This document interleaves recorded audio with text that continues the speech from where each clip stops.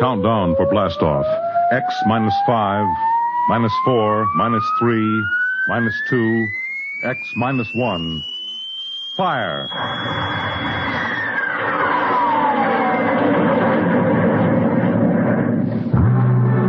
From the far horizons of the unknown come transcribed tales of new dimensions in time and space.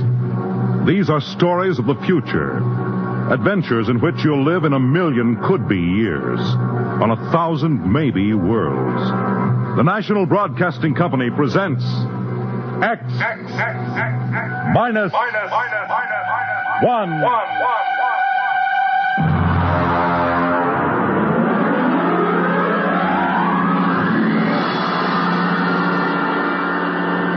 Tonight's story, Mars is Heaven.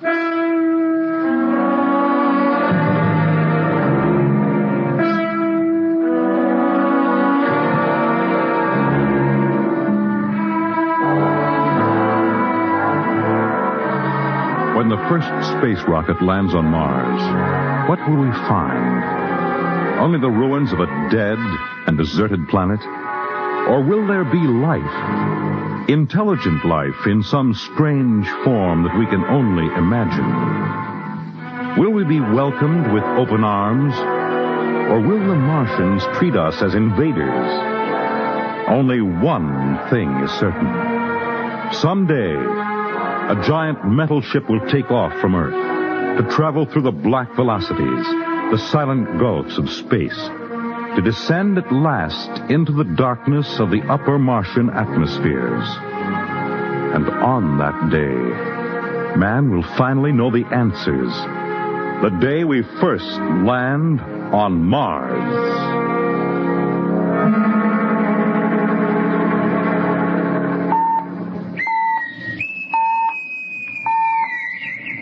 Now hear this. Approaching critical deceleration. Fasten gravity suits. Stand by to land. There it is. We've intersected the course vector, sir. All right, Mr. Lustig. Over to manual control. Aye, sir. Masters, sound general quarters. Aye, sir. Mr. Lustig, what do you make of the terrain? There seems to be a heavy ground, Miss Captain. We won't be able to use the infrared lights. And we'll have to come in on radar. Isn't that a little risky, sir? Landing in the dark? I'd rather run the danger of a blind landing, Lieutenant, than come in without the cover of darkness. Remember, we don't know what kind of reception is waiting for us down there. Airspeed 500. Altitude now 4,000. Bridge to engine room. Stand by for deceleration. Fire forward tubes 1 and 3.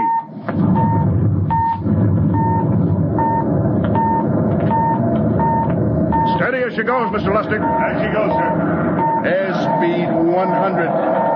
Altitude 1,000. Radar indicates a level stretch dead ahead, sir. Skids down. Skids check. Altitude 500. 4. 350. 3. Up a point now. All right.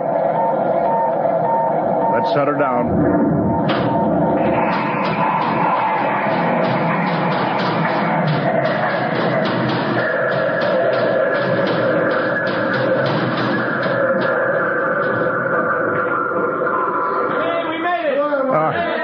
Cut the power. Masters, pipe battle stations. Aye, sir. All secure, sir. Well, gentlemen, we're now on Mars, April 20th, 1987, 4:33 Greenwich time. Enter that in the log, Masters. Aye, sir. Well, gentlemen, it's less than 2 hours till dawn. As soon as it's light, we'll send out a landing party. Masters, get me an all-over hookup. We're all set, Captain.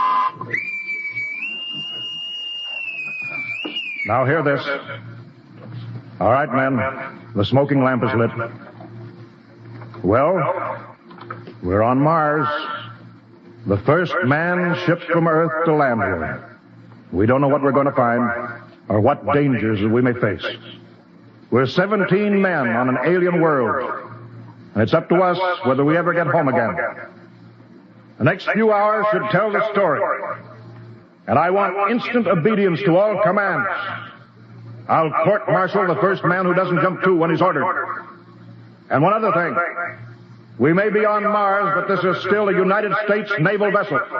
Officers will conduct a personal and weapons inspection in 1 hour. That's all. An inspection, Captain? Now? Mr. Lustig, we've got an hour and a half to sweat out before we find out what's outside that airlock. I'd rather have a man worried about his stripes than about what's waiting outside on Mars.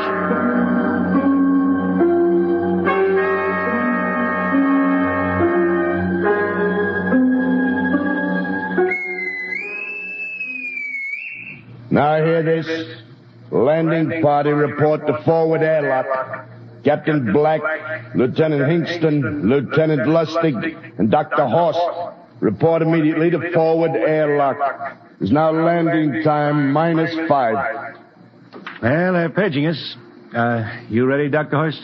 Yes, Mr. Lustig. As ready as I will ever be. Come on, let's get in the lock.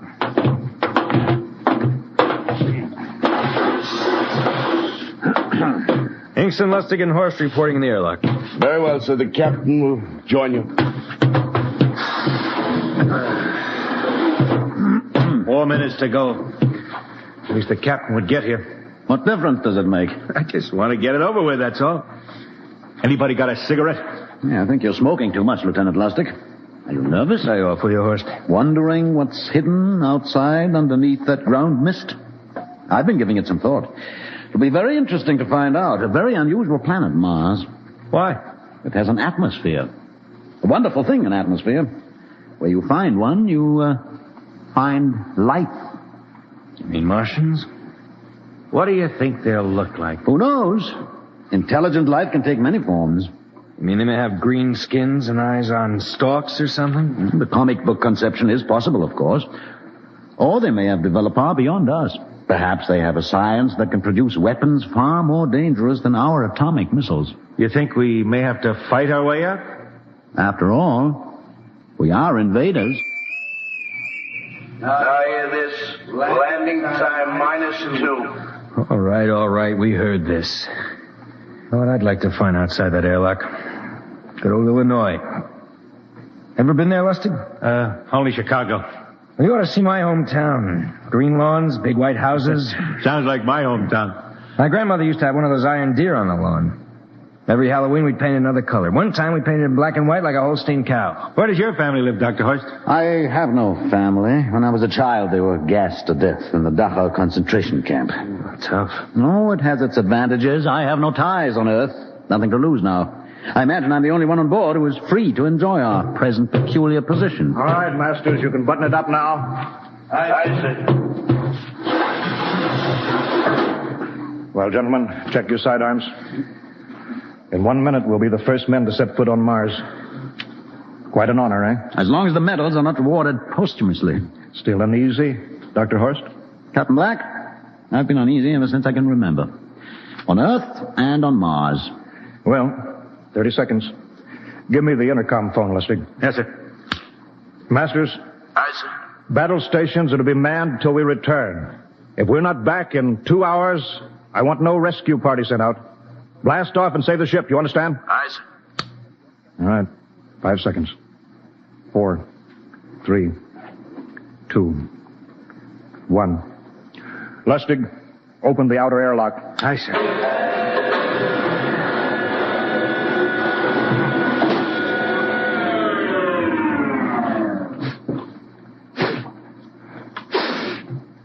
It's fresh air. Let's go. All right, now, take it easy. It's too dark to move fast. Quiet, isn't it? Not even a wind. Can't see anything from this ground this time. We don't know what's out here. All right, come on. What the quiet? Captain, I could swear that sounds like a rooster. I don't hear it anymore. Very homely but unlikely sound.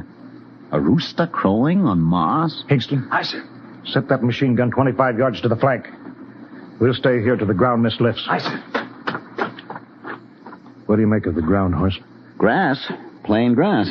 You can see some large foliage there where the mist's thinned out. What the? Hold your fire, you fool! I hit it, Captain. What? Some kind of wild animal. I hit it. I could see the traces, but it's still standing. Come on, Horst. Doctor, where are you? Up ahead, admiring the wild animal. Careful, Horst. Wait for us. Don't worry, Captain. It's an iron deer. A lawn ornament. Well, that's impossible. It's hollow. Interesting, isn't it? A whitewashed Victorian iron deer sitting on a lawn in the middle of Mars. I don't understand. Look around. The mist's lifting. Hey, Captain, look there. It's a house, a regular old-fashioned house. But, sir, on Mars. Good Lord. I haven't seen carved scrolls and gingerbread like that in years.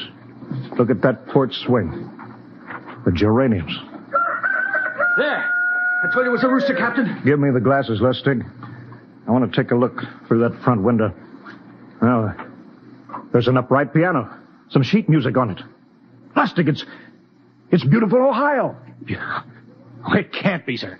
Horst, do you think that civilization of two planets could be identical? I don't know. That specific variety of geraniums is only 50 years old on Earth. Is it logical that they should develop in Mars? How about that porch swing and the piano and beautiful Ohio? Why, it's impossible. Captain Black, this looks like the town I was born in. Well, it looks like my hometown, too.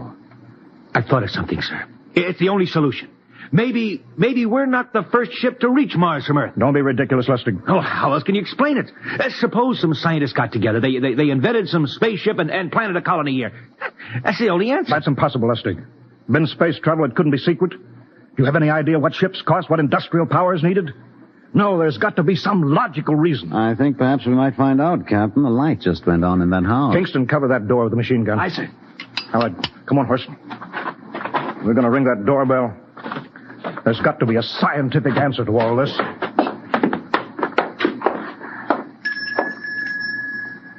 And there's something moving in there. Stand back, Horst. Give me a clear shot. Are you sure a bullet can stop a Martian? Steady now. Can I help you? Well, If you're selling anything, it's much too early. No, wait just a minute. What town is this? What do you mean? Are you census takers? No. We're strangers here. We want to know how this town got here. Is this a game? No, it's not a game. We're from Earth. From where? From Earth. Do you mean out of the ground? Are you sure you're feeling well? Madam, we came in a flying ship across space. We're from the third planet, Earth. This is Mars. Now do you understand? Mars. You go away now, you hear? I'll call my husband from upstairs and he'll chase you. Go on. But this is Mars, isn't it? This is Green Lake, Wisconsin, in the United States of America. Bounded on the east by the Atlantic and on the west by the Pacific. Now go away. Goodbye. Horst, do you suppose it's really possible? I've got to find out more about this. I told you I'd call my husband. Now you go away. You've got to tell me one thing first. What year is this? Year? 1928, of course. For goodness sake. You hear that, Horst? And we know it's 1987, and we know this is Mars. Horst, is it possible that we got fouled up, made some tremendous blunder, circled around, and landed back on Earth? In 1928? Well, maybe some switch in time or dimension. Could we have shifted somehow, gone backward in time? Oh, Horst, this won't hold water. It's not logical. We checked every mile. We went past the moon, out into space. We're on Mars. Lustig out at point. Hingston in the rear. Keep that gun at half load. Aye, sir. Horst, there's got to be some cold, logical solution. Captain. What? That house down the street, the white one with the green shutters. Lustig, what's the matter? I never thought of... Thank God! Lustig, come back here. He's running for that house. That crazy fool, after him, quick. Lustig, stop! Come down off of that porch. Grandpa! Lustig, what the devil do you think you're doing? Albert! Grandma, Grandpa, it is you. Lustig, what is going on here? Albert, it's been so many years. How you've grown, boy. It's so good to see you. Lieutenant Lustig! Oh. Captain, Grandma, I want you to meet my friends. This is Captain Black. Captain, I want you to meet my grandfolks. Howdy. Any friend of Albert's is a friend of ours. How long have you been here, Grandma? Oh, a good many years, ever since we died. Ever since you what? Oh, yes, sir. They've been dead 30 years. What? Oh, now, don't you trouble yourself. It's all right. We're alive again, that's all. Do you mean to tell me that Mars is heaven? Oh, nonsense, no. All we know is here we're alive again.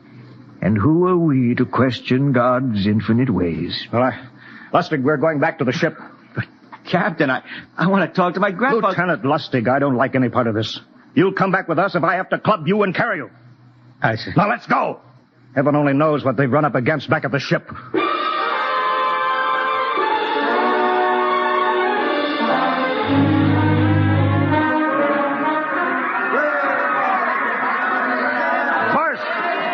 Crowd around the ship. Looks like we're being welcomed with a celebration, Captain. Celebration? We've abandoned ship. Every port is open. No guard set. You masters! Hiya, Captain. Meet my old dad. Dad, that's Captain Black. He's not a bad guy for an officer. Higston! What's it? Bring that band back. Use force if you have to. Excuse me, sir. There's my Uncle George. Higston! I'll be right back, Captain. Uncle George. What the devil is going on here? Understand, sir? They've all found friends and relatives. They're all here. Right, Captain. I've found it. The whole crew's out in the crowd. But I gave orders. Definite orders. You don't understand, Captain. I understand mutiny. I don't care how many relatives show up. I'll have discipline. Johnny! Johnny, you old son of a gun!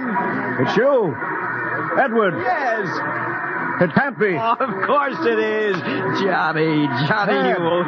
Ed, Dr. Horst, this is my brother, Edward. How do you do? Hello, sir. It's wonderful to see you, Edward. Look, I've got to get back to my ship. Oh, Johnny, wait. I almost forgot. Mom's waiting at home. Mom? Yeah, and Dad, too. Mom and Dad are alive? Then you're real, Ed. Well, of course. Don't I feel real? How's that, huh? Why, Ed! We've got lunch for you, Johnny. Mom's making corn fritters. Dr. Horst, haven't you found anybody? No, Captain. I have nobody. Well, then you come on home with me, right, Ed? Why, sure. Horst, you wouldn't believe it, but it's been 35 years since I had Mom's corn fritters. By George, 35 years.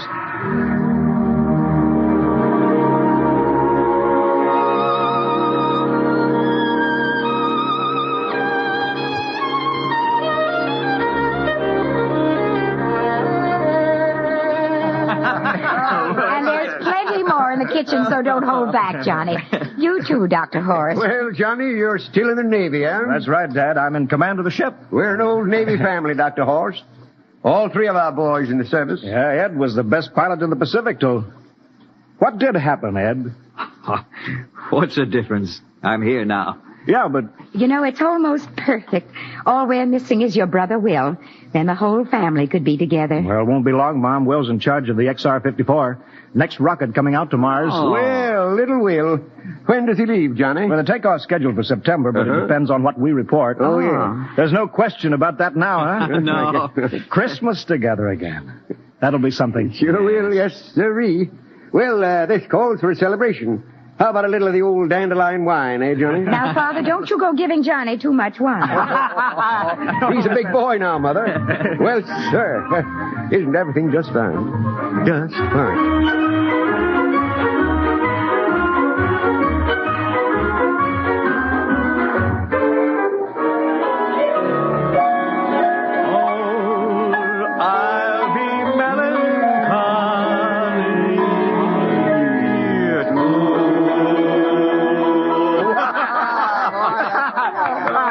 One again, will you, Ed? Oh, sure.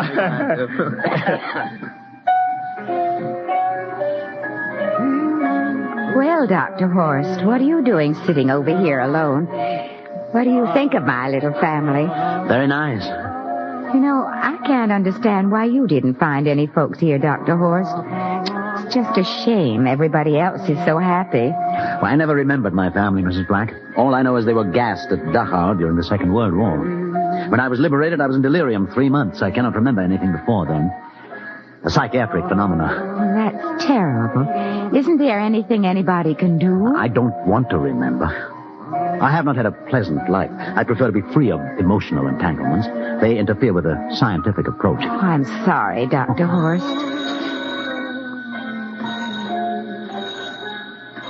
Oh, I'll get it.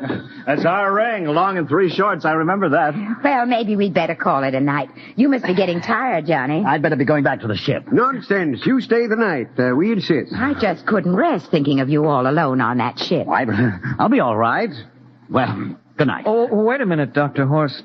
That phone message was for you. Me? Yes, that's right. A message from Anna. Anna? I don't... Well, there, she must be an old friend. Isn't that nice? I don't... You sure it was for me? I don't remember any Anna. Well, she asked if you were better. Perhaps she's someone who knew you at Dachau. Anna? She said she's coming over here first thing in the morning. So you'll have to stay over. Yes, Well, but... that settles it then. You stay here, Horst. You can bunk with me in my old room. Yeah, but Johnny, we thought you'd like to be with Edward. So you could talk the way you used to. Well, we can't put Dr. Horst on the daybed. I think we better share the room tonight. Be plenty of time for talking, Ed. Yes, I guess so. I suppose I better drop back to the ship. You know, Ed, security check. But why do you have to do that here? I don't know, Mom. There's no good reason, I guess. Suppose we skip it tonight, eh? Well, good night, everybody. Oh, it's good to have you home, Johnny. It's good to be home, Mom.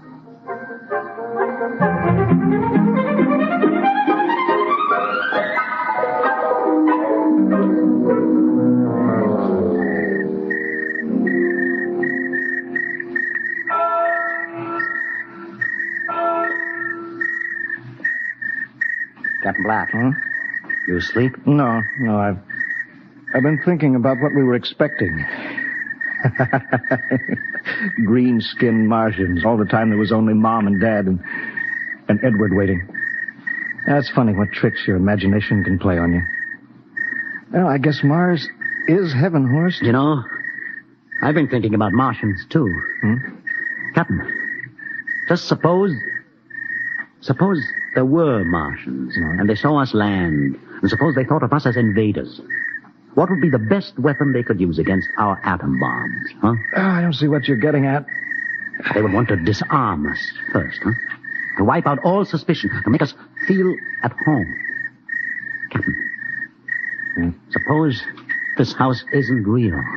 Suppose the people are just images, stolen from our own memories by Martians, created for us by telepathy, hypnotism. Oh, that's the craziest theory I ever heard. Maybe that's why there was no one for me, because in all my life there is no happy memory, no real loved person, not even my mother. I don't remember her, only the piles of rotting corpses at Dachau. There was no happy emotion for these people to recreate. How about that phone call? Anna? Yes, Anna. I didn't remember who she was, but I do now. I just remembered.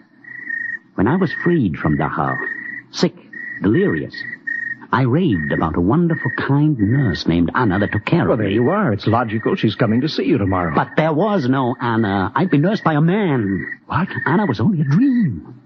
And there's only one way they could have learned about her, by reading my subconscious mind. That's impossible, Horst. Why? The whole crew was thinking of home. Suppose the Martians read our minds. Yes, but if there are Martians... If there are, they have us separated.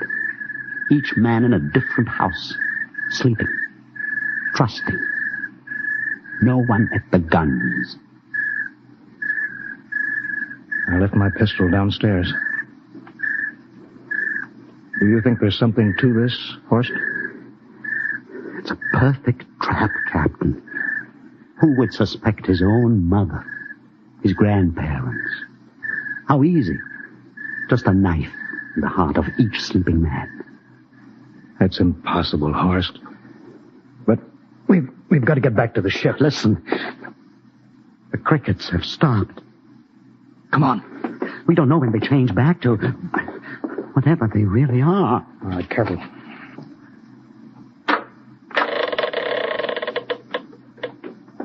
Where are you going, John? Ed, we wanted a drink of water.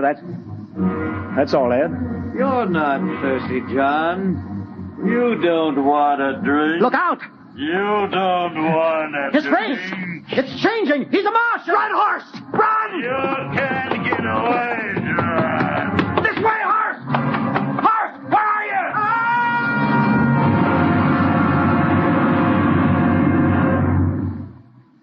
Hello? Hello? Can you hear me, Earth?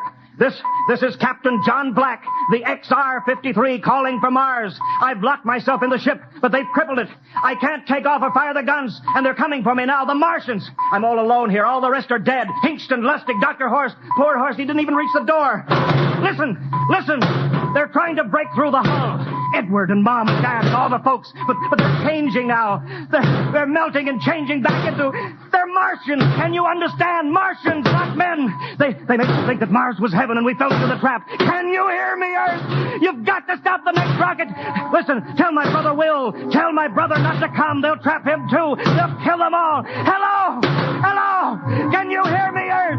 This is John Black on Mars. Hello, Earth. This is John Black on Mars. Hello, Earth. Hello, Earth.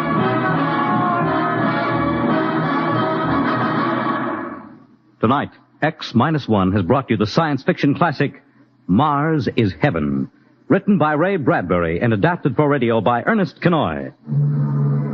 Featured in the cast were Wendell Holmes as Captain Black and Peter Capell as Dr. Horst, with Bill Zuckert as Masters, Bill Lipton as Hingston, Margaret Berlin as the old lady, Bill Griffiths as Edward, Ken Williams as Lustig, Ethel Everett as Mom, and Edwin Jerome as Dad. Your announcer, Fred Collins. X-1 was directed by Fred Wayne as a transcribed NBC Radio Network production.